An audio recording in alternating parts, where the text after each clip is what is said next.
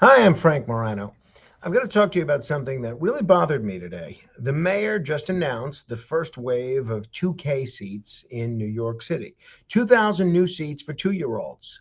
Big press conference, big headlines. But by the way, I totally get that. I have a 4-year-old myself, and we know firsthand the expense of things like childcare and the value of early education. But guess what?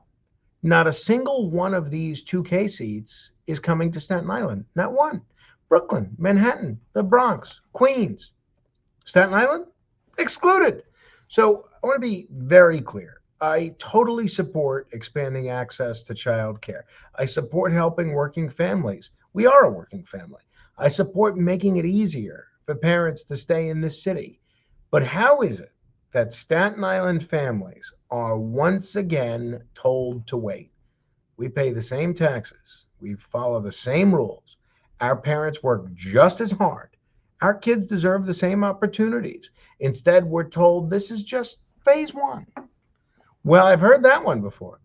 Here's the other thing that makes this even more frustrating. We just had some folks who are part of a coalition representing preschool providers explaining how little they make, even though they're doing the same work that goes on in a lot of DOE schools.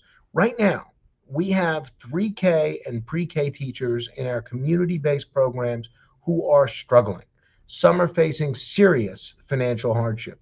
These are people with degrees, certifications, experience, people who care deeply about the children in their classrooms. They're being paid less than similarly situated DOE employees. In some cases, you could work in a preschool for 25, 30 years, have the same degrees as a brand new freshman teacher with a bachelor degree, and you're making less than he or she is. They're dealing with rising rent, rising insurance, rising food costs, rising utilities. And yet we're expanding a brand new program before we shore up the workforce we already have. If we can't stabilize and fairly compensate the teachers who are educating our 3 and 4-year-olds, how exactly are we going to build a sustainable 2K program?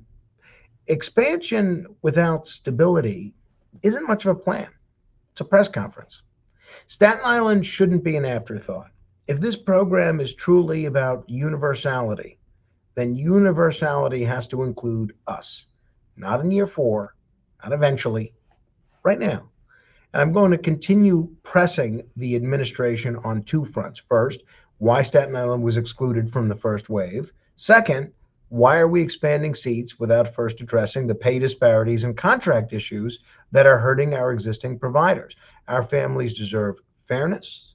Our educators of all children, whatever age, deserve respect. And Staten Island deserves to be at the table. I'm not going to let this slide. Thanks for listening.